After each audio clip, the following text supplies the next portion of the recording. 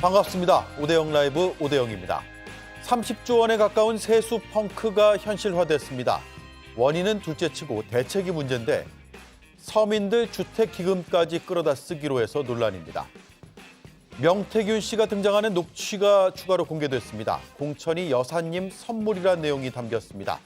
먼저 함께할 네 분 소개해드리고 이수진 앵커의 브리핑으로 시작하겠습니다.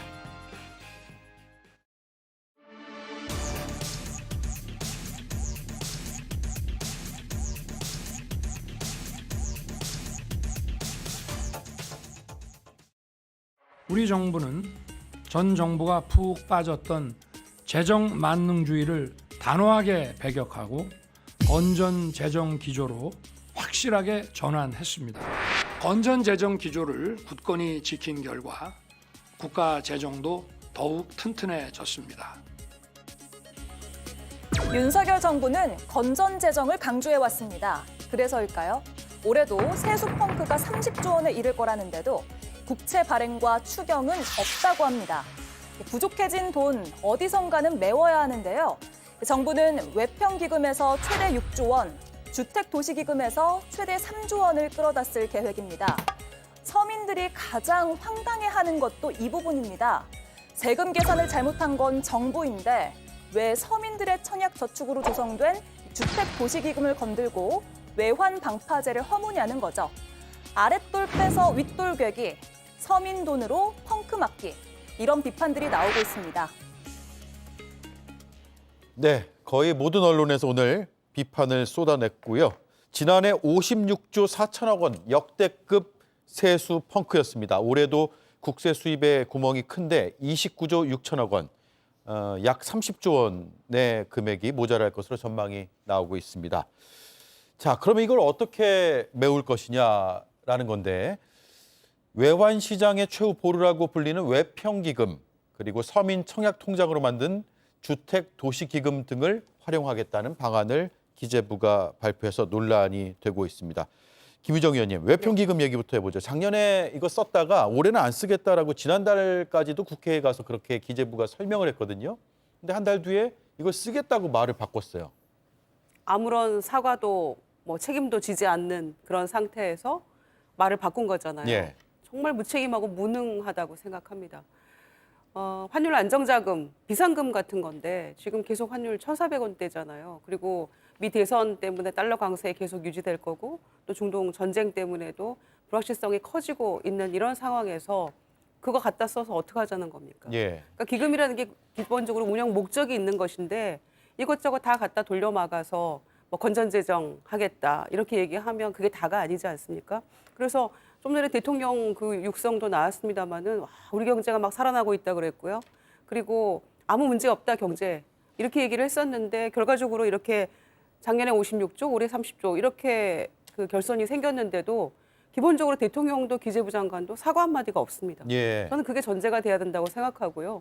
그리고 이렇게 외평기금으로 돌려막기 해가지고 건전재정 만들어 가겠다. 이거는 정말 그 문제가 있는 거라고 생각하고 더군다나 국민들도 이 상황에 대해서 황당해하고 있는 거 아닙니까? 부정감사 해가지고 이렇게 해놓고 결국에는 우리 쌈짓돈 다 빼가는 거 아니냐 이렇게 얘기를 하고 있는데 그래놓고도 추경 안 하겠다 또 이렇게 얘기를 하고 있어요. 그러니까 정공법으로 추경을 통해서 뭔가 이 문제 해결을 해야 되는데 그냥 다른 거 다 돌려막기 해서 하겠다는 것은 정말 무책임한 것이고 기본적으로 9월 초인가요? 예결위에서 이 최상목 부총리가 뭐라고 얘기를 했냐면 야당 의원 질의에 대해서 세수 결손 얼마 정도 생각하십니까 이번에 그랬더니 제가 예측하는 사람이 아닙니다 이렇게 얘기를 했어요. 예. 진짜 무책임한 답변이라고 생각했는데 그럼 예측을 안 하면 가장 기본이 경제정책에서 세수 정확하게 예측해야만 적재적소에 예산 분배도 하고 할 거 아닙니까? 기본 아닙니까? 그런데 경제부총리가 그런 답변을 했는데 재정대응 방안이라고 내놓은 것들은 다 여기저기서 끌어다가 하겠다 이런 거잖아요. 예. 그러니까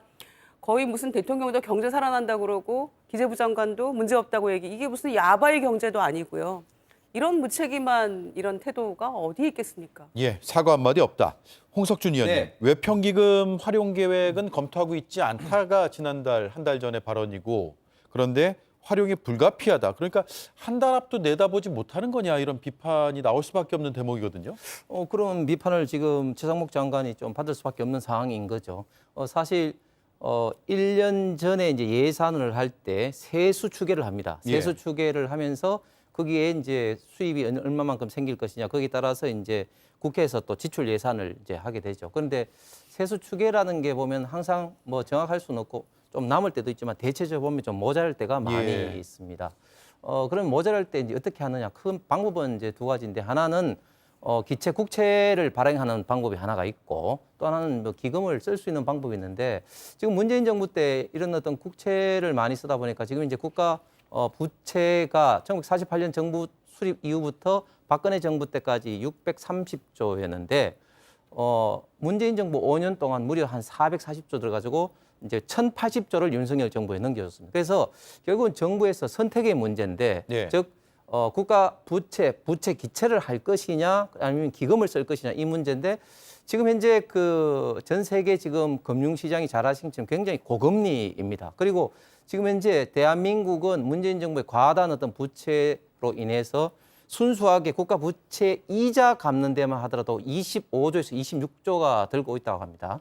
그렇기 때문에 결국 이제 정부에서 여러 가지 카드를 고민 끝에 기금으로서 외평기금이라든지 주택 이런 어떤 기금을 하게 됐는데 어쨌든 당시에 국회에서 답변을 할 때 최상목 장관이 좀 더 폭을 넓혀 놓고 여러 가지 방안을 생각했다 뭐 이 정도로 했으면 되는데 하지 않겠다 이렇게 했는데 이제 이걸 이제 검토하겠다 하니까 네. 좀 이런 점에서 좀 아쉬운 예, 말이 바뀐 건 문제지만 여러 선택지 가운데 하나를 선택한 것은 정책적 판단이다 이 말씀이네요. 예, 어쩔 수 없이 지금 고금리 상황에서 이런 선택을 할 수밖에 없는 것 같습니다. 예, 김용남 의원님. 그런데 이게 2년 연속 외환의 최후 보루라고 불리는 기금을 꺼내다 쓴 것 자체가 어떤 신뢰도 문제로 연결되지 않을까요?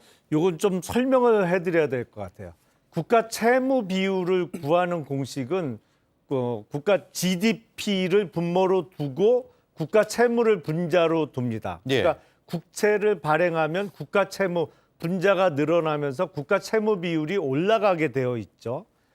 그런데 지금 윤석열 정부에서는 국채 발행을 안 하면서 그러니까 국가 채무 비율은 문재인 정부에 비해서는 늘어나지 않는 거로 통계상은 잡힐 수밖에 없어요. 네. 하지만 손대면 안 되는 돈을 갖다 쓰면서 국채 발행을 대신하는 것이거든요. 근데 외국한 평형기금도 우리가 환율 변동에 급격한 상황이 오면 필요시에 갖다 써야 되는데 윤석열 정부 들어서는 거의 지금도 달러 기준 환율이 1,380원을 넘고 있습니다만 이게 고환율이 고착화되고 있어요. 근데 최상목 부총리가 지난주에 뉴욕 갔을 때 한국경제투자설명회 참석자 뉴욕에 가서 뉴욕 언론 특파원들하고 간담회를 가지면서 기자의 환율 1,400원을 뉴 노멀로 봐야 되느냐라는 질문에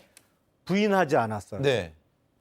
지금 메이저 언론에서는 그 기사를 많이 내리긴 했습니다. 아마 기재부에서 열심히 노력을 한 것 같은데 이 얘기가 뭐냐면 지금 1,400원의 고착화를 그냥 받아들인다는 태도로 분명히 말을 했거든요. 거기다가 지금 외평 기금까지 빼내서 쓰면 이 달러 환율이 더 올라갈 수밖에 없어요. 불안하니까요. 근데 달러가 이렇게 고환율이 고착화되면 결국에 에너지부터 거의 모든 물자를 수입해서 써야 되는 우리나라 경제에서는 물가를 잡기가 훨씬 힘들어집니다. 예. 그러니까 이게 지금 국채 발행은 안 하면서 기금을 빼다 쓰는 윤석열 정부가 이 정부 들어서 건전 재정을 하고 있다는 어떤 눈속임 내지는 일종의 트릭을 쓰고 있는 건데 장기적으로 국가 재정을 이렇게 운영해도 되냐라는 근본적인 의문을 던질 수밖에 없는 상황 아닌가 싶습니다. 예, 두 분의 견해가 좀 다르네요. 그러니까 선택 중에 하나로 쓸 수 있다고 하셨고 일종의 트릭이다. 손대면 안 되는 돈이다. 이렇게 견해가 부딪힌다는 점을 제가 정리를 해드리고요. 근데 지금 서민들 입장에서 더 이른바 공분을 사고 있는 게 올해 처음 끌어다 쓰는 돈이거든요. 주택도시기금. 그래서 언론 몇몇 곳에서는 주택 청약까지 뺏쓴다. 이런 말을 쓰는데 이게 구체적으로 어떤 기금입니까? 예, 이 주택도시기금은 그 주택도시기금법에 따라서 만들어진 기금입니다. 예. 이 기금의 주요 이제 재원, 대표적인 재원이 국민주택 채권을 발행해서 조성된 자금, 그리고 일반 국민들이 주택 청약 예금을 든 그 예금, 이것이 이제 주요 재원인데요. 이것을 가지고 대표적으로 어떤 사업을 하냐면은 서민들의 그 내 집 마련 자금, 예. 그리고 전세 자금, 이 대출 용도로 사용을 하고요. 예. 그리고 그 임대주택 공급을 하는 건설 자금으로 사용을 합니다. 예. 그러니까 이 주택도시기금은 결국은 서민의 주거 안정이라는 어떤 특정한 목적을 위해서 만든 기금입니다. 그런데 지금 그 올해 세수 부족이 되니까 정상적인 방법이라면은 금방 말씀하셨다시피 국채 발행을 해서 해결을 해야 되는데, 그렇게 되면은 국가 재정 적자 비율이 늘어나니까 부채 비율이 늘어나니까 이런 기금을 이제 끌어다 쓴다는 거거든요. 그런데 국가의 재정에는 어떤 기능이 있냐면은 부자들에게 상대적으로 더 걷어서 서민들에게 상대적으로 더 쓰는 소득 재분배 기능이 있습니다. 그런데 지금 이런 세수 부족을 그 국채 발행이 아니라 서민들의 주거 안정을 위한 정책 기금을 뺏쓴다는 얘기는 결국은 서민의 돈을 더 끌어다 써서 국민 일반을 위해서 돈을 쓴다는 거거든요. 예. 그러니까 소득 재분배 기능이 아니라 오히려 그 역행하는 그러한 기능을 지금 하고 있다고 보면 될 것 같습니다. 예. 그렇군요. 자, 지금 정부의 발표에 대해서 오늘 민주당에서는 이런 표현을 썼어요. 정부가 사고를 쳤는데 허리띠는 국민이 졸라매고 있다라는데, 일단 먼저 듣고 홍석준 의원의 반론도 함께 듣겠습니다. 윤석열 정부가 2년 연속 천문학적 규모의 세수 펑크를 내놓고도 반성과 근본적인 대책을 마련하기는커녕 또다시 땜질 처방하려 하고 있습니다. 국민의 청약저축으로 조성된 주택도시기금도 뺏어 쓰겠다고 합니다. 지방교부세와 지방교육재정교부금은 올해도 6조 5천억 원을 내려보내지 않겠다고 합니다. 사고는 중앙정부가 치고 허리띠는 국민이 졸라매라는 것입니까? 네, 홍 의원님. 네.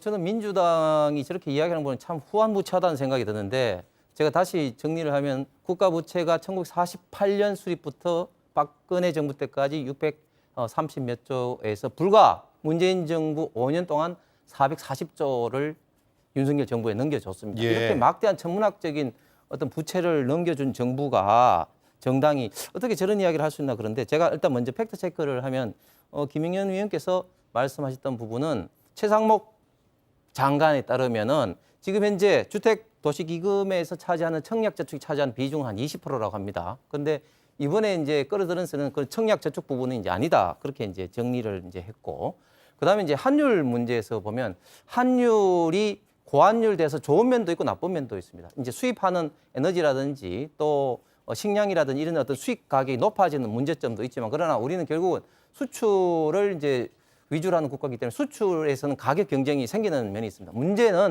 문제는 이 환율이 지나치게 낮아지든지 높아지든지 이런 어떤 속도에 있던 문제입니다. IMF 때 우리가 그걸 절실하게 느꼈지 않습니까? 그래서 이 환율 관리는 대단히 속도를 어떻게 조정하는가 중요한데, 그런데 이제 환율에 결정적인 영향을 미치는 요소는 크게 보면은 먼저 현재 시점에 있던 수출입 동향입니다. 수출입 네. 동향에 따라서 결국은 외환의 어떤 수요와 공급에 의해서 환율이 이제 결정되는 것이죠. 그런데 지금 최근에 지금 환율이 이렇게 높아지고 있는 것은 지금 현재 그 에너지라든지 식량이라든지 이런 것들이 우크라이나 전쟁 때문에 지금 많아지기 때문에, 그리고 가격이 높아지기 때문에 그런 것이고, 또 두 번째 굉장히 영향을 많이 미치는 요소가 외환 보유고입니다. 우리나라 지금 외환 보유고는 4,189 거의 4,200억 불이 있는데, 우리가 97년 IMF 당할 때는 125억 불이었습니다. 우리 지금 외환 보유고 규모는 전 세계적으로 봤을 때 한 8위, 9위 정도 하고 있습니다. 그리고 충분하다.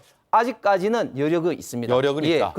그리고 마지막으로 이 기금은 정말 어떻게 보면은 정말 최후의 보물이지만 외평 기금이 들어가는 순간에는 사실은 굉장히 이미 상황은 굉장히 어려워진 상황인 것이죠. 그럼에도 불구하고 환율 관리를 앞으로 더 철저하게 해야 되는 것은 맞다. 그러나 왜 이거 자금을 쓰냐? 제가 다시 한번 말하면 국채 기체를 했을 경우에 지금 막대한 금융 부담을 우리가 더 추가적으로 지금 더 부담을 해야 됩니다. 결국은 지금 세수가 좀 부족할 때는 기금을 쓰고 나중에 또 세수가 했을 때는 이 기금을 다시 보완해 줘야 되기 때문에 정부는 이 방법을 선택을 한 것 같습니다. 네, 최상목 기재부 장관 겸 부총리가 청약저축에 돈을 끌어다 쓰는 건 아니다. 그러니까 좀 오해를 하지 말아달라 이렇게 이야기는 했는데 어쨌든 주택도시기금 자체는 서민들의 주거 복지를 위해서 쓰도록 돼 있고 그리고 그 기금은 뭐 주거 복지니까 취약계층에게 더 혜택이 돌아갈 수밖에 없는 구조로 쓰여야 되는 게 맞는데 그게 이렇게 세수 부족분을 메우는 데 쓴다는 것은 그런 혜택을 취약계층에게 줄 수 있는 기회 비용을 이렇게 쓴다는 것으로도 해석될 수 있는 거 아니에요? 그렇죠. 네, 그렇습니다. 왜냐하면 최상목 부총리는 이미 양치기 소년이 된 거예요. 외평기금 안 쓰겠다고 했거든요. 작년에 20조 가까이 써서 두들겨 맞았죠. 그래서 올해는 안 쓴다고 답변했다가 한 달 만에 말 바꿨는데 그 청약저축 20% 들어가 있는 이 부분은 손대지 않겠다라고 하는 얘기를 누가 믿을 수 있겠습니까? 그리고 그 부분에 여유가 있다는 거를 특별히 무슨 자료를 제시한 것도 아니었거든요. 기금 운용하는데 여유가 있어서 여유분으로 사용하겠다. 그러니까는 이미 신뢰를 잃은 거라고 생각하고요. 특히나 세수 추계가 이렇게 2년 연속 어마어마하게 56조, 30조 이렇게 결손이 생겼다면 적어도 누군가는 책임을 져야 되지 않겠습니까? 네. 기재부 내에서. 그런데 누구도 지금 그거를 맡았던 사람 누구도 아무도 책임지지 않은 이런 결과를 놓고 결국에는 부자 감세에서 법인세에서 펑크난 게 14조 5천억이라는 거 아닙니까? 그러면은 30조의 절반 정도 차지하는 거고 뭐 유류세 인하분이나 이런 것들 다 차지하는 비중이 매우 높은데 이런 부분에 대해서는 이런 방구도 없고 결국에는 주택기금 같은 거 서민들 허리띠 졸라매게 만든다는 그 민주당의 얘기처럼 결과적으로 그렇게 보이는 게 사실이죠. 그러니까 보수 진보 언론 할 것 없이 정부의 이런 태도에 대해서 질타를 하고 있는 거 아니겠습니까? 네. 그래서 결과적으로는 이 기금 문제는 쌈짓돈처럼 막 그렇게 다 뺏어 쓰라고 있는 게 아니거든요. 그러니까 네. 정부가 적어도 그 용처가 있기 때문에 정해놓은 것인데 부자 감세에서 세수 결손 난 거 추계도 잘못해가지고 이렇게 해놓고 결국에는 왜 서민의 주택 안정자금을 갖다가 쓰느냐 3조씩이나 이런 거에 대해서는 질타를 받을 수밖에 없다고 생각합니다. 네, 자 오늘 윤석열 대통령이 국무회의에서 지방자치와 관련한 이야기를 했는데 이게 여러 해석들을 낳고 있습니다. 일단 들어보고 제가 김영현 의원께 질문 드릴게요.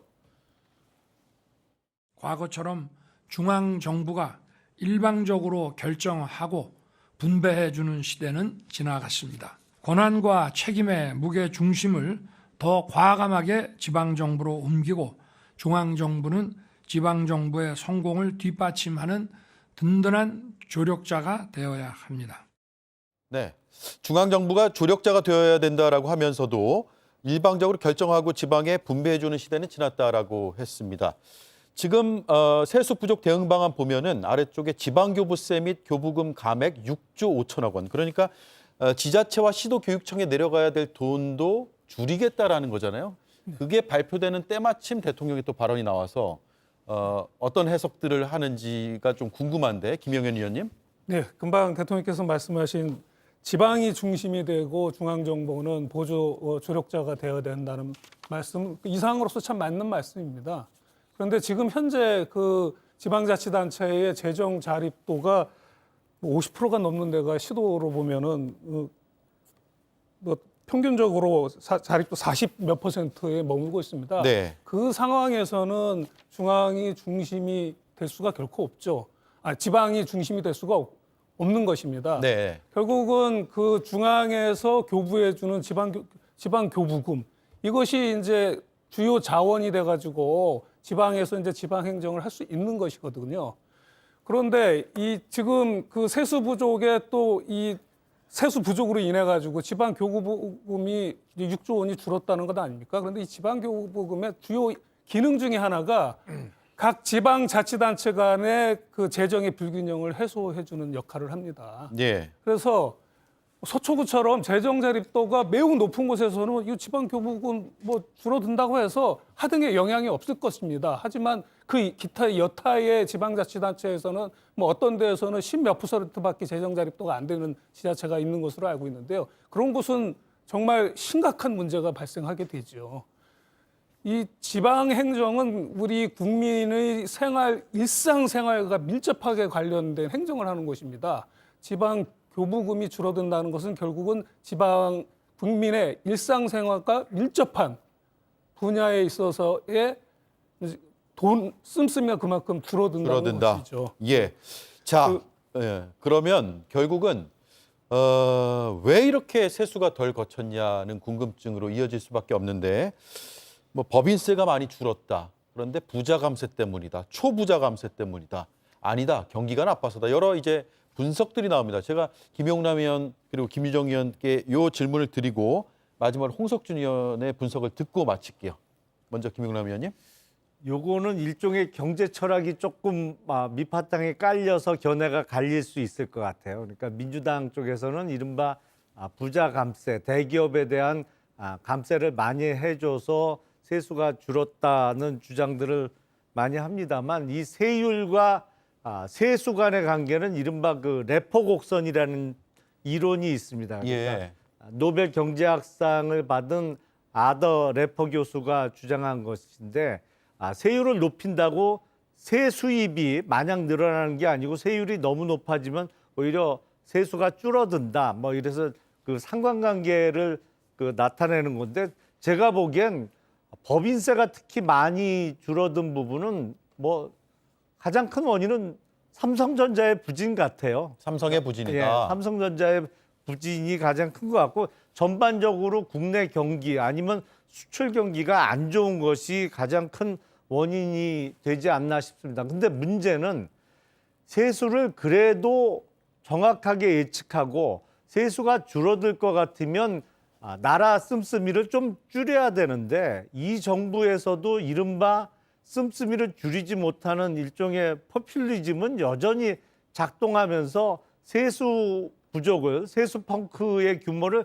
계속 키우고 있는 것이 아닌가. 그거는 뭐 잘못된 거죠. 예. 세수가 줄어들 것 같으면 씀씀이도 줄여야 되는데, 씀씀이는 전혀 제어가 안 되고 있다라고 생각을 합니다. 네. 법인세 그 부자 감세 해주면서 철저한 낙수 효과 얘기하고 이런 거에서도 비판 상당히 했었죠. 그런데 이제 국민들이 진짜 화나는 지점은 바로 이런 겁니다. 해외 순방 가고 이럴 때 예비비 막 끌어다 쓰잖아요. 그러니까 대통령 부부의 모습을 보면서 더 분노하는 거예요. 그런 지점이 있는 겁니다. 국민의 감정선이라는 게 있는 거고요. 그리고 이 추경 편성 왜 안 하느냐라고 얘기하니까 뭐 국채 뭐 더 이상 안 하겠다 막 이렇게 얘기를 하는데, 전 정부 또 탓을 합니다. 문재인 정부 때 엄청 많이 빚을 남겨줬다 이랬는데, 코로나라는 특수성은 늘 간과하는 것 같아요. 예. 그러면서 지금 이 정권에 대해 윤석열 정권이 본인들이 변명하는 거는 뭐 국제 환율, 뭐 유가 이런 얘기를 하고 있는데, 그거는 정말 눈 가리고 아웅하는 거라고 생각합니다. 그래서 저는 아까도 말씀드린 것처럼 그런저런 얘기들 다 눈 가리고 아웅하기 때문에 이거는 야바이 경제도 아니고 이게 뭐 하는 거냐, 국민을 속이는 거다라는 말씀 드리는 거고요. 누군가는 사과를 해야 됩니다. 대통령이든 기재부 장관이든. 그리고 책임자는 또 문책을 해야죠. 그리고 국채를 발행하더라도 전공법으로 추경 편성을 해서 이 부분을 타개해 나가야지, 들리는 말에 하면 한국은행 적립금까지 쓰려고 했는데 불법이라서 그거 말렸다는 거 아닙니까? 예. 우리가 이런 얘기까지를 들으면서 건전재정이라고 표면적으로 외치면 이게 경제가 살아나냔 말이죠. 그래서 어려울 때일수록 저는 정도를 걸어야 된다, 전공법으로 가야 된다는 말씀을 다시 한번 드리겠습니다. 예, 세수 추계 문제는 영원한 좀 숙제인 것 같습니다. 2021년도 문재인 정부 때도 제 기억에 61조 얼마, 62조 정도 펑크가 난 적이 있습니다. 그래서 세수 추계를 좀 더 정확하게 해야 되는데, 그러나 어떤 그 경기 상황이라든지 여러 가지 변수가 있기 때문에 조금씩 차이가 있을 수밖에 없는 것이죠. 그래서 보완적으로 뭐 재추계를 한 뭐 6월달, 7월달쯤 하자 뭐 그런 이야기도 뭐 있었습니다. 어쨌든 좀 더 이제 추계를 좀 정확하게 해야 된다는 건 이제 당연한 건데, 근데 지금 법인세 뭐 세율 인하 때문에 그렇다 그런 거는 완전히 이제 사실이 아닌 게, 법인 세율을 딱 1%만 민주당이 강력한 반대해서 이제 인하를 했습니다. 사실 이 효과는 거의 없고 지금 전 세계적으로 특히 지금 트럼프가 되면 법인세율을 지금 15%까지 지금 낮추고 하겠다고 해서 전 세계적 법인세 인하 지금 경쟁이 이루어지고 있는데 그래서 결국은 지금 윤석열 정부에서 상반기까지 역대 최고 외국인 투자 유치는 지금 이제 거두고 있습니다. 앞으로 더 이제 기업이 좀 활성화 좀 해야 되는 어떤 그런 문제인데 김영남 의원 말씀하신 건 지금 수출 상황, 특히 반도체라든 이런 상황이 예상보다 좀 부진하기 때문에 이것들이 결국은 법인세 전체의 어떤 세수 감소 그리고 이런 어떤 세수 추계의 부족으로 왔기 때문에 하반기 특히 내년도에는 더 많이 커질 거다 이렇게 좀 예측은 좀 하고 있는 것 네, 같습니다. 추계가 잘못된 건 분명해 보입니다. 자, 여기까지 하고요. 명태균 씨 녹취 얘기를 해야 돼서 이수진 앵커의 브리핑으로 바로 넘어가겠습니다. 서울시장 선거, 네, 저 서울에 1,000개 한번 돌려보지. 그냥 후보 물어보고 정당 물어보고 1,000개. 네네네. 예, 바로 해서 바로 오늘 좀 달라는데 알겠습니다. 그 사모님 이야기해서 네, 궁금하대요. 그거 좀 돌려줘요. 금방 네. 끝나죠, 그거는 서울은 전체니까. 네. 알겠습니다. 지방선거 이틀 전인 2022년 5월 30일 명태균 씨가 서울시장 선거 미공표 여론조사를 지시했던 녹취입니다. 사모님은 도대체 누굴까요? 이 파일을 확보한 강유정 의원실은 이 대화 속 사모님은 전반적인 맥락상 김건희 여사라고 설명을 합니다. 강혜경 씨도 오세훈 시장과 직접적으로 일한 적은 없다고 말했었죠. 근데 일단 그 오세훈 시장하고 명태균 대표하고는 직접적으로는 연관이 없는 걸로 일단 알고 있는데 저희가 일은 한 거는 오세훈 시장 일을 한 건 맞습니다. 자, 그렇다면 문제의 사모님은 왜 서울시장 판세가 궁금했던 걸까요? 논란이 된 녹취는 이것뿐만이 아닙니다. 여사가 김영선 전 의원의 공천을 선물처럼 줬다. 이런 대화가 공개가 되면서 공천 개입 의혹의 불씨는 꺼지지 않고 있습니다. 네, 오늘 새롭게 나온 녹취고요. 서울시장 선거 2022년에 사모님이 궁금해한다라는 표현이 등장하는 녹취입니다. 사모님이 누구냐? 이게 관건인데 어떤 녹취를 들어보면 여사님이 등장하고 어떤 녹취를 들어보면 사모님이 등장하고 김용남 의원이 보시기에는 사모님 누구 같아요? 글쎄 저기서 등장할 수 있는 사모님이 한 사람 빼고 또 있을까요? 예. 호칭은 어떤 때는 여사, 어떤 때는 사모로 좀 바뀌기는 합니다만 맥락상 글쎄 뭐 다른 사모를 상상할 수 있을까 싶어요. 왜냐하면 불과 이틀을 남겨둔 상황이잖아요. 그러니까 2022년 6월 1일 지방선거였으니까 6월 1일 저녁 내지는 밤에는 선거의 승패가 결정되는데 불과 이틀 전에 좀 내가 궁금하니까 샘플 1,000개 정도 돌려서 이틀 후에 있을 선거 결과를 좀 예측할 수 있게 해달라고 해서 명태균 씨가 바로 그거를 저렇게 급하게 여론조사를 돌리게 만들 수 있는 사람. 예. 이게 그냥 되는 게 아니잖아요. 돈이 꽤 들어가거든요. 여론조사 저렇게 샘플 1,000개짜리 돌리려면. 그 정도 명태균 씨가 거부할 수 없는 빨리 돌려서 빨리 결과를 보고 드려야 되는 사모님은 아무리 따져봐도 한 분밖에 안 계신 것 같습니다. 예. 자, 그렇다면 전제와 가정이 좀 필요하긴 한데 그 사모님이 말씀하신 뉘앙스의 사모님이라면 대통령실의 해명하고는 좀 다른 거 아니에요? 왜냐하면 그동안에 명 씨와 거의 연락을 안 한 것처럼 알려져 왔거든요. 근데 쭉 지방선거 때까지 연락을 한 걸로 보이는 거 아니에요? 예, 그렇습니다. 지금 대통령실에서는 이제 이른바 명태균 게이트가 불거졌을 때 뭐라고 했냐면 대선 경선 전에 2회 만났다고 예. 했잖아요. 근데 지금 그것이 거짓말이다라는 이제 정황 증거들이 이제 속속들이 나오고 있는데 지금 오늘 나온 것도 이제 그 중에 하나인 것 같습니다. 먼저 2번 만났다는 것은 이미 4번 만난 것으로 드러났고요. 그게 이제 그 김종인, 박완수, 김영선, 이준석 의원들과 예. 함께 이제 같이 만나서 4번 만났다는 게 드러났고, 그 다음에 경선 전까지만 연락하고 살았다라고 했었는데 그것과 관련돼 가지고는 지금 이미 드러난 게 대선 당일에도 미공표 여론조사 보고서를 대선 캠프에서 사용했다는 거 아닙니까? 그것이 22년 3월 9일이고요. 그다음에 오늘 지금 사모님 운운된 그 통화가 22년 5월 30일입니다. 그리고 또 지금 그 문제되고 있는 창원산단 관련해가지고 대외비인 창원산단 관련 문서를 예. 명태균 씨가 22년 10월에 입수해서 갖고 있었거든요. 거기에 대해서 오늘 뭐 언론에서 또 보도하기를 22년 11월 23일에 명태균 씨가 그 김건희 여사에게 보고할 창원산단과 관련돼 가지고 보고할 보고서를 만들라고 강혜경 씨한테 지시했다라는 그런 보도가 있습니다. 네.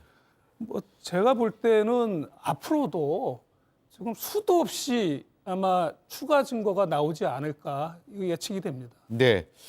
자, 그런가 하면은 신용한 전 윤석열 캠프 정책총괄지원실장을 맡았던 서원대 석좌 교수였죠. 김 여사가 대선 당시에 종로 보궐선거에도 영향력을 행사했다는 소문이 있다라고 언론 인터뷰를 했는데 일단 들어보고 김용남 의원께 신빙성을 질문을 드리고 홍석준 의원의 입장도 함께 들어보겠습니다. 원희룡 본부장이 그때 이제 종로 출마에 대해서 같이 상의를 하셨던 것 같아요. 그래서 저희가 들은 소문으로는 좋다라고 이제 이야기를 했고 당시 윤석열 후보랑도 처음에 좋다라고 얘기를 들었어요. 최종 논의 과정에서 원희룡 당시 본부장은 아니다라고 이제 이야기가 들려와요. 그래서 왜 아니냐 그랬더니 누구누구가 반대한다. 누구누구냐 그 소문에 김땡땡 여사께서 네, 예. 반대한다라고 이제 네. 저거 진위하기는 정말 어렵습니다. 어렵겠죠. 네, 사실은 그 국회의원 보궐선거의 공천 정도는 관여하는 사람이 정말 극소수거든요. 그러니까 공천관리위원장 그리고 뭐 당대표 정도 그리고 그보다 더 센 사람 그 두 사람에게 어떤 바로 어떤 오더 내지는 어떤 이야기를 전달해서 그 실행할 수 있는 사람 몇몇만 알 수 있는 거기 때문에 신용한 전 실장도 얘기했습니다만 저런 건 다 소문으로 흘러나오는 것밖에 없거든요. 그러니까 저걸 정말 자기가 직접 목격하거나 경험할 수 있는 사람은 이 다섯 손가락에도 다섯 손가락 아닙니다, 무조건. 예. 그렇기 때문에 진위하기는 참 어려운데 글쎄요, 뭐 분위기로 봐서는 뭐 개연성은 얼마든지 있는 이야기 아닌가 하는 생각이 좀 듭니다. 네. 홍석준 의원님, 네. 지금 뭐 녹취도 나오는데 그 녹취를 바탕으로 하거나 아니면 그런 근거는 없지만 소문이 있다. 카더라 이른바 이런 얘기까지 막 결합이 되면서 네. 의혹이 굉장히 증폭되고 있거든요. 글쎄요, 저는 뭐 저도 그 윤석열 대통령 당시 그 후보 그때 제가 그 2021년 8월 초에 대구 경북에서 처음으로 지지선언하면서 끝까지 대구 선대본부장을 하면서 대구뿐만 아니라 중앙 캠프의 회의에 자주 초기에 참여해서 초기 멤버이기 때문에 많은 이야기를 들었는데 이 그 신용환 실장 같은 경우 잘 아시는 것처럼 이제 당시 경선 후보였던 원희룡 장관을 뒀다가 이제 대선 후보 2021년 11월 5일 결정되고 난 다음에 이제 합류해서 이제 그 원희룡 그 장관이 정책본부장을 하면서 그걸 돕는 조직에 이제 들어왔은 거죠. 근데 상식적으로 좀 이제 당시의 상황을 좀 하면은 이런 어떤 소문이라고 이야기하는 게 그 저는 진실과 거리가 아주 멀 수밖에 없는 게 원희룡 장관 같은 경우는 이미 국회의원 3선에 제주지사를 했는데 굳이 보궐선거에 관심이 있었겠습니까? 예. 오히려 원희룡 장관은 그때 당시에 장관 더 나가서 비서실장 혹은 국무총리에 더 관심이 있을 수밖에 없는 거죠. 그런데 무슨 보궐선거에 나가려고 마치 김건희 여사라든지 그런 걸 동원할 정도였던 그런 어떤 노력을 본인이 할 필요가 있나? 저는 당시의 상황을 조금이라도 생각해 보면은 이거는 진실과는 아주 거리가 먼 이야기다. 그냥 예. 망설이라고 생각합니다. 네, 알겠습니다.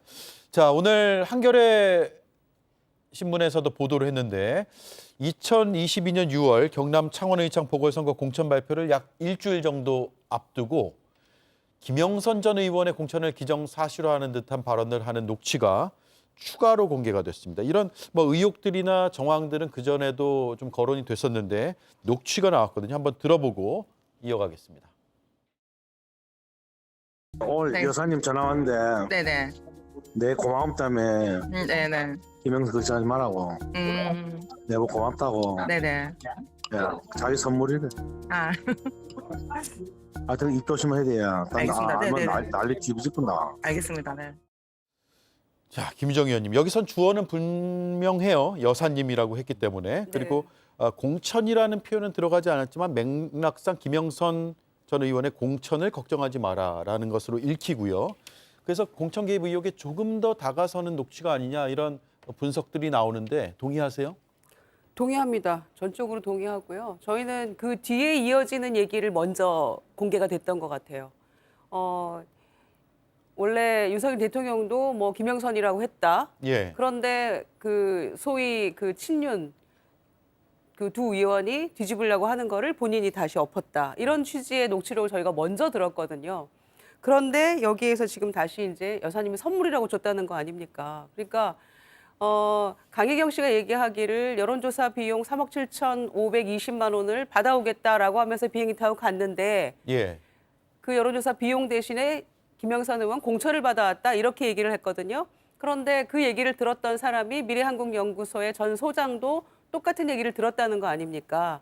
돈 여론조사 비용 받으러 간다.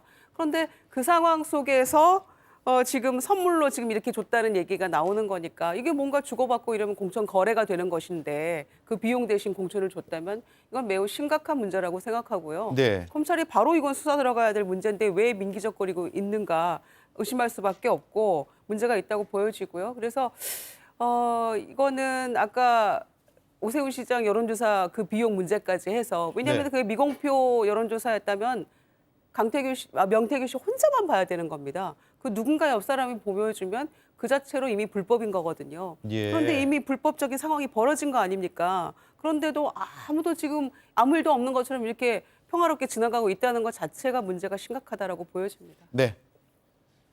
제가 할까요? 예. 이때 그 보궐선거 공관위원장이 이제 윤상현 의원입니다. 윤상현 의원한테 제가 이야기를 좀 뭐 그때 당시도 저도 계속 이야기를 하고 있었습니다. 이때 여성 좀 우대하는 그런 기준을 만들면서 대구 수성을 했는 이제 이인선 의원 또 김영선 의원이 당시에 이제 공천을 받았는데 지금 저는 이제 명태균 씨의 이야기가 사실은 지금 뭐 거의 한 2달 동안 지금 우리 대한민국의 어떤 정치계를 막 흔들고 있는데 명태균 씨의 이야기를 저는 99.9%는 정말 믿어서는 안 되는 그런 이야기를 너무 좀 언론에서 그걸 마치 진실인 것처럼 받아들이고 있다. 예. 왜 그런가 하면 두 가지 제가 근거를 들면은 예를 들면 명태균 씨가 뭐 그 아크로비스타에 거의 매일 갔다 또 대통령 부부하고 계속 뭐 스피커폰으로 통화를 했다고 뭐 이렇게 이야기를 했지 않습니까? 예. 그런데 저도 아까 말씀드린 것처럼 당시에 윤석열 후보가 대구에 한 7번 제 기억에 경선 국민에서 오면서 저하고 계속 일정을 하면서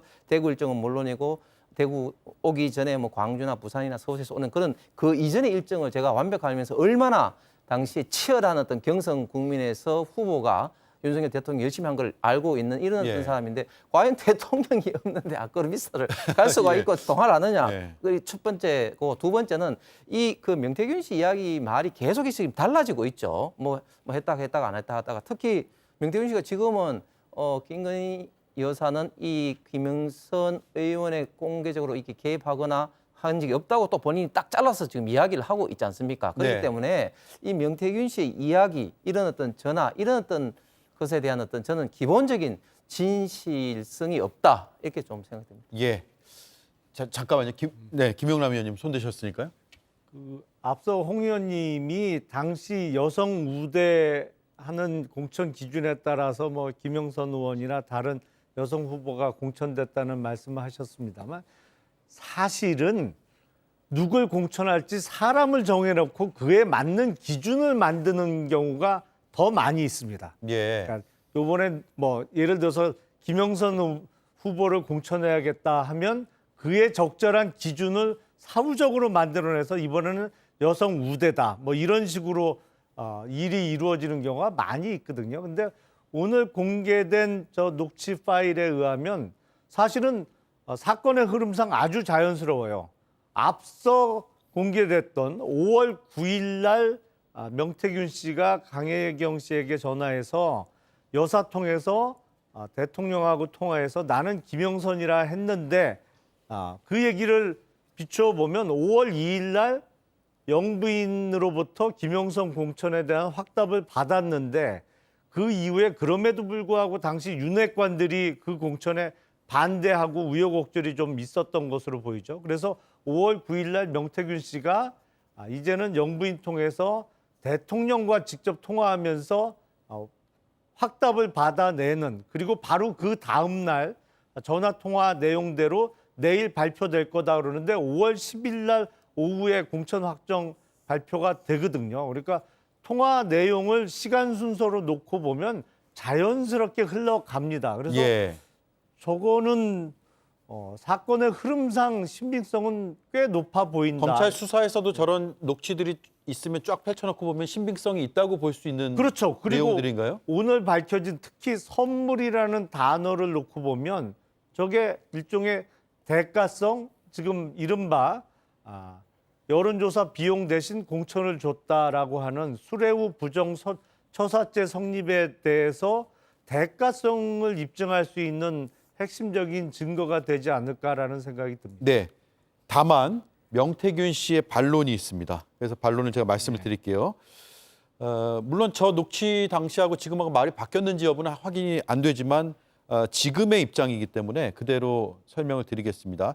김 여사의 선물 발언은 김영선 전 의원 측을 격려하려는 차원일 뿐이다. 격려하려는 차원일 뿐이다. 그러니까 확대 해석을 말아달라라는 입장을 오늘 추가로 냈습니다. 말이 바뀐 걸로 보이시나요? 아니면 뭐 말이 바뀌죠. 그러니까 제가 보니까 명태균 씨 이야기를 들어보면은 사소한 사실관계들 그리고 그 사실관계와 관련된 의미에 대해서는 뭐 그냥 별로 부인을 하지 않더라고요. 네. 그런데 핵심적으로 그러니까는 김건희 여사나 윤석열 대통령의 범죄 행위 또는 본인의 범죄 행위와 관련된 딱 핵심적인 대목에 이르면은 말을 바꾸고 의무를 변질하고 법률적 쟁점이 생기는 부분에 대해서는 예, 그렇습니다. 예. 아까 아주 결정적인 대목에서만 말을 바꾸고 있더라고요. 근데 지금 그 김영선 측 격려 차원에서 그런 얘기를 했다? 그런데 격려를 할 거면 김영선 의원한테 직접 해야죠. 더군다나 지금 강혜경 씨한테 뭐라고 했냐면 입 조심해야 돼. 응? 이거 난리 뒤집어진다라고 하면서 예. 강혜경 씨한테 그런 이야기를 하겠습니까? 이것은 이제 어떤 핵심적인 대목에서 이제 좀 불리한 지점에서 이제 부인하는 것 같고요. 전체적으로는 아까 김용남 의원이 말씀하신 대로인 것 같습니다. 그러니까 정상적인 이제 정당의 공천 프로세스에 의하면은 공천과 관련돼서 자격심사위원회, 이어서 공천관리위원회, 그다음에 그 결과에 따라서 대표와의 협의, 이러한 이제 프로세스를 거치기 때문에 이러한 프로세스를 거치기도 전에 뭐 선물로 준다 안 한다라는 말을 하기는 어려운 거거든요. 근데 이 김건희 여사는 제가 보니까 굉장히 용감하신 분인 것 같아요. 그리고 또 그런 것을 관철할 힘이 있다고도 생각을 한 것 같더라고요. 그랬다가 이제 그 공천 발표 나기 전날까지도 윤핵관 측에서 이제 다른 사람을, 김영선 의원이 아닌 다른 사람을 밀고 또 공천관리위원장인 윤상현 의원도 좀 그쪽으로 쏠리는 것 같으니까 부랴부랴 명태균이 김 여사한테 전화한 내용이라는 게 바로 제가 원문을 그대로 갖고 왔습니다. 내가 가만히 있을 놈이 아니잖아. 사모하고 전화해가. 여기도 사모가 나오네요. 사모하고 전화해가. 대통령 전화해갖고 대통령은 나는 김영선 했는데 일하대. 그래서 네. 윤상현이 끝났어. 이렇게 말하지 않았을까 싶습니다. 예, 알겠습니다. 자, 시간이 다 돼서 30초 남았는데 제가 홍석준 의원 마지막으로 견해를 듣고 마치도록 할게요. 예, 명태균 씨 말에 따르면 진짜 21세기 최고의 어떤 정치 컨설턴트는 명태균 씨가 될 수밖에 없을 예. 정도로 모든 분야에 관여를 했다고 하는데 그것이 사실이 아님이 상당 부분 어떤 본인들의 어떤 반론이라든지 이런 걸 드러나고 있습니다. 저는 대한민국의 정치 수준이 과연 이러는 사람의 어떤 말에 의해서 이렇게 그 좌지우지 되느냐. 저는 민주당이나 조국혁신당도 너무 명태균 씨 말을 믿다가 오히려 그것이 사실이 아닐 때 오히려 대치기 내지는 역효과가 일어날 수도 있기 때문에 역풍이 불 수 있다. 예, 충분히 좀 진실을 좀 검증하고 좀 공개할 예. 건 공개했으면 좋겠습니다. 알겠습니다. 그게 사실이면 대통령실에서 명태균 씨를 고발하면 됩니다. 네, 알겠습니다. 네, 여기까지 듣죠. 네 분 말씀 잘 들었고요. 다음 주에 또 뵙겠습니다. 고맙습니다.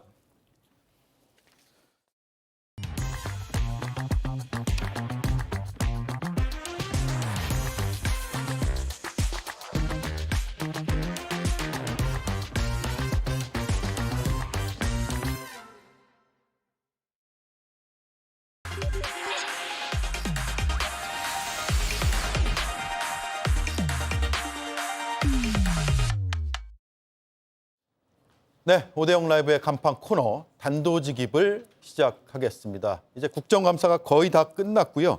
그래서 각 당의 지도부들이 어떻게 국감을 치렀는지 그리고 각 당에서 또 새롭게 나오는 이슈들에 대해서 어떤 견해가 있는지를 들어보는 시간을 마련했습니다. 첫 시간으로 국민의힘 정책위 의장 나와 있습니다. 김상훈 의원입니다. 반갑습니다. 네, 반갑습니다. 한 2달 정도 만에 뵙는 것 같아요. 그렇네요. 예, 그때 추석 앞두고 의료 대란 가능성을 함께 얘기했었는데 맞습니다. 그 사이 이제 국정감사 있었습니다. 네. 어떻게 치르셨습니까? 지금 국회가 특검이 범람하고 있고 또 탄핵도 범람하고 있고 예. 또 민생이 좀 도외시된 그런 국회를 바라보는 국민들의 시선이 굉장히 좀 불편할 것 같아요.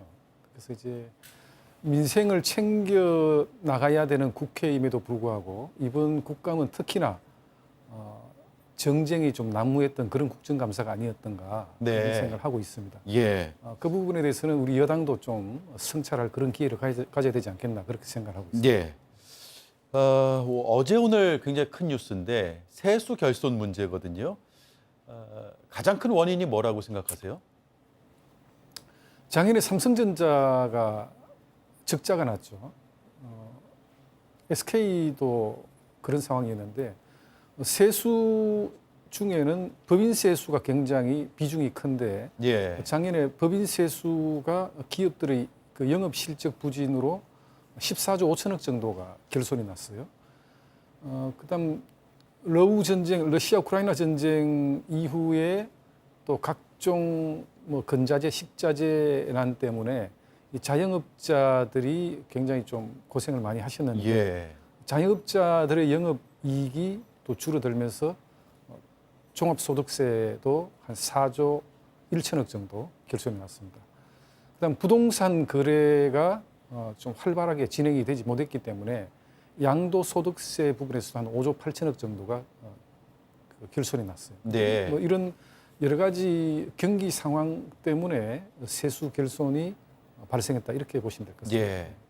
복합적인 원인이 있는데 그 중에서 경기가 나빴던 게 가장 큰 게 아니냐. 뭐 여러 이제 분석들이 나오고 있지만 대체적으로 그런 평가들을 하고 있습니다. 그런데 경기가 회복되면 자연스럽게 개선될 것이다. 오늘 그런 입장을 당 회의에서도 밝히셨는데 이게 경기라는 게 뭐 기업들도 열심히 하면 좋아질 수도 있겠지만 정부 여당의 역할이 있잖아요.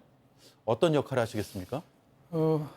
우선 우리 자유민주주의 시장 경제 체제 하에서 기업은 어떤 존재이냐? 불확실한 미래임에도 불구하고 자신의 자본을 투자해서 고용을 창출해주는 소중한 주체가 기업입니다. 예. 그래서 기업들에 대해서 여러 가지 좀 규제 장벽을 과감하게 허물어줄 필요가 있고, 그리고 이제 두 번째는 물가와 금리 부분에 대해서 정부 쪽에서 좀 진중한 판단을 해야 된다. 물가는 최근에 여러 가지 정부적 노력으로 인해서 많이 잡혀가고 있어요. 그 이창용 한국은행 총재도 이야기했듯이 소비자 물가가 한 2.3에서 2.4% 정도 기조를 유지하고 있기 때문에 네. 물가는 안정 국면에 어느 정도는 뭐 접어들었다고 보는데 금리 부분은 그 현재 대출을 끼고 있지 않는 가구가 없고 또 자영업자가 없다. 다들 대출을 끼고 살기 때문에 네. 금리 부분에 대해서는 추가적인 인하 조치도 한번 검토해 볼 필요가 있지 않겠느냐. 미국이 빅컷으로 해서 0.5% 정도를 인하를 했는데 우리 금융통화위원회는 지난번에 한 0.25% 정도 인하가 됐어요. 그래서 금리 부분도 추가적으로 한번 인하 검토를 해봄직하다라는 판단이 들고 네. 그다음 전반적으로는 우리나라의 오랜 수출 효자 품목 반도체 산업을 지원하기 위한 그 우리 입법 조치, 반도체 산업 지원 특별법이라든지 원전도 이제는 주 수출 대상이라고 봐야 됩니다. 네. 원전 산업 지원법, 그다음 이제 국가기관 전력망 확충이라든지 그런 여러 가지 기업에 대한 지원 부분에서 정부가 전폭적으로 예. 좀 그 지원을 할 어떤 그런 태세가 돼 있고 그다음 입법적인 과제도 국회에서 원만하게 합의해서 풀어야 된다 그렇게 생각을 하고 있습니다. 네.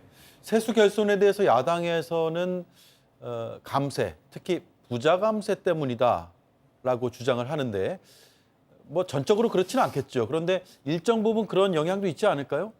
민주당이 이야기하는 부자는 이제 주로 기업을 이야기하는데 아까 말씀드렸듯이 기업은 불확실한 미래임에도 불구하고 자기의 자본을 투자해서 고용을 창출하는 주체입니다. 네. 민주당 소속의 그 김진표 전 국회의장 대표적인 재정경제통이셨는데 그분이 이런 말씀하셨어요. 코로나 등으로 해서 차이나 엑소더스 현상이 벌어지고 있는데 중국에 투자했던 기업들이 중국을 빠져나와서 새로운 투자 대상지를 물색하고 있는데 그러기 위해서는 그런 기업들을 유치하기 위해서는 법인세를 인하해 줘야 된다. 네. 그 법인세 인하가 결국 근로자들의 임금을 보전하고 또 제품 가격 인상을 좀 그 스톱시킬 수 있는 그런 긍정적인 효과가 크기 때문에 법인세를 인하해 줄 필요가 있다. 네. 대만으로 발길을 돌리려고 하는 기업들도 다시 한국으로 유치하기 위해서는 법인세가 굉장히 중요하다고 했는데 결국 법인세 인하 협상 과정 중에서 민주당은 부자인데 왜 세금을 깎아주느냐. 부자 감세 안 된다. 이렇게 해서 법인세를 제대로 인하를 하지 못했어요. 그 부담을 지금 기업들이 계속 지고 있는 겁니다. 네. 그래서 차제에 그 민주당과 다시 한번 법인세를 협의할 만한 그런 기회가 온다면 법인세 인하가 필요하다. 우리는 OECD 국가들하고도 비교해서도 법인세가 지나치게 높은 편에 속하기 때문에 문재인 정부에서 인상했던 그 법인세만큼만이라도 다시 네. 복원을 할 필요가 있다. 이렇게 예. 판단하고 있습니다. 지금도 높다 말씀이네요. 민주당 얘기 나왔으니까 이번 주말에 이제 민주당이 장외 집회하겠다고 하잖아요. 왜 한다고 보십니까? 11월 15일 날 또 25일 날 이재명 대표의 그 허위 사실 유포와 위정교사에 대한 선고 공판이 있습니다. 예. 그 이재명 대표의 사법 리스크를 좀 분산시키기 위한 방탄 장외 집회가 아닌가 저는 그렇게 생각을 합니다. 네. 11월 중순부터 나오는 야당 대표의 선거 결과를 앞두고 이른바 여론전을 하기 위함이다. 여론을 이재명 대표 본인에게 오는 그 사법적인 리스크를 예. 윤석열 대통령 탄핵 등등 여러 가지 반정부 시위로 변질하면서 그런 국면을 모면하고자 하는 그런 장외 집회가 아닌가 이렇게 네. 생각을 하고 있습니다. 예.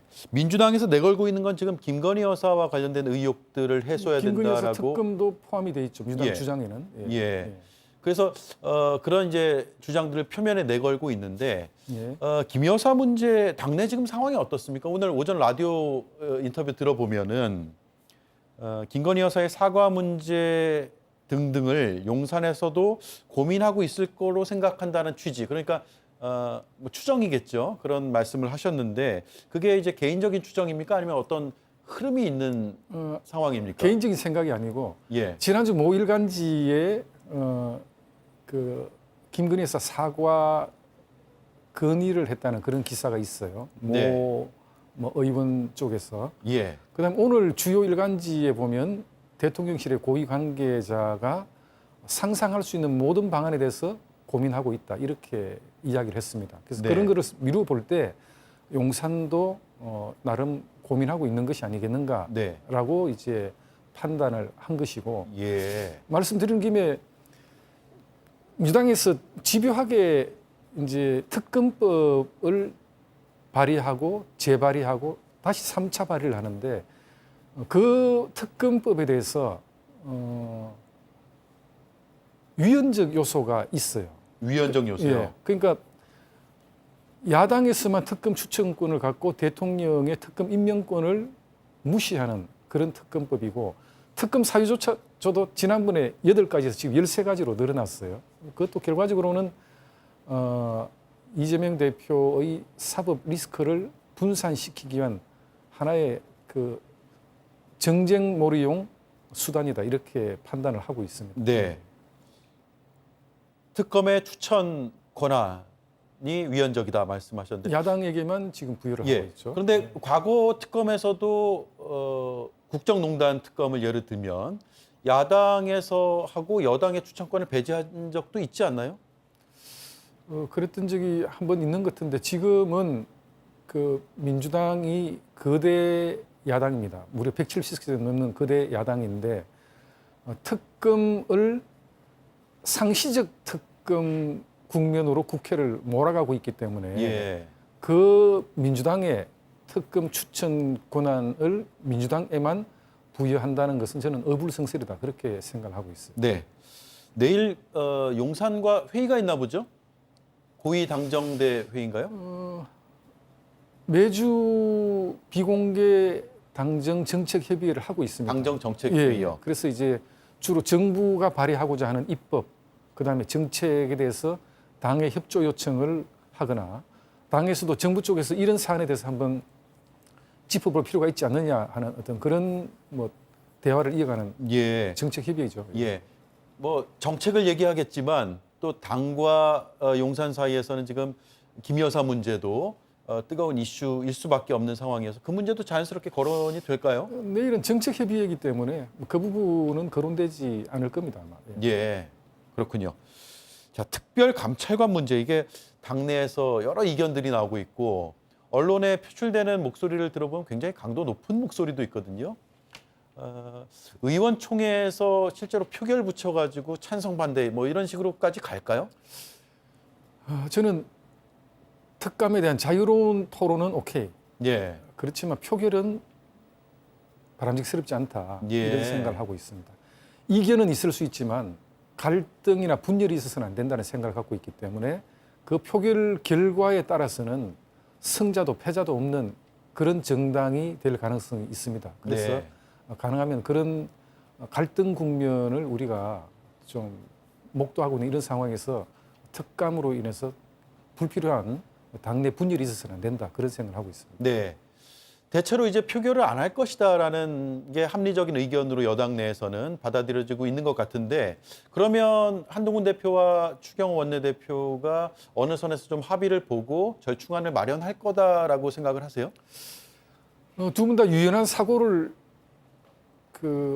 하고 계시는 분이기 때문에 예. 대화가 충분히 가능하고 또 뭐 자칫 두 분 사이에 뭔가 조금 이렇게 갈등이 있는 듯한 그런 시각이 있지만 여러 가지 의제에 대해서 계속 상의를 하고 또 대안을 모색하는 그런 상황이 있기 때문에 네. 충분히 대화로 풀 수가 있다. 저는 그렇게 생각합니다.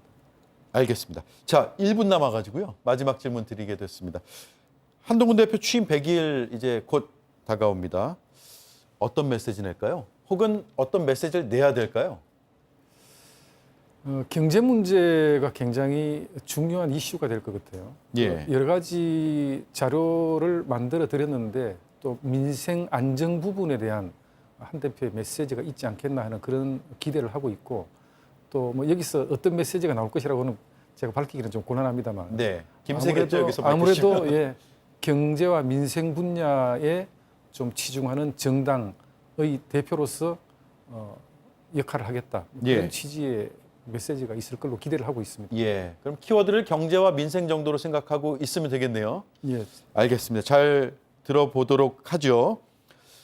바쁘신 와중에 나와주셔서 고맙습니다. 예, 초대해서 감사합니다. 예, 또 뵙겠습니다. 고맙습니다. 예, 감사합니다. 네, 지금까지 김상훈 국민의힘 정책위 의장이었습니다.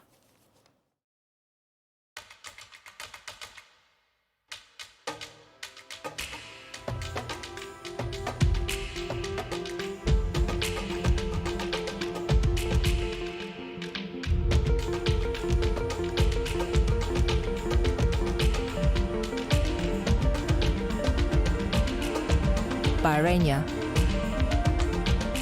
향기를 머금은 피부 에르메스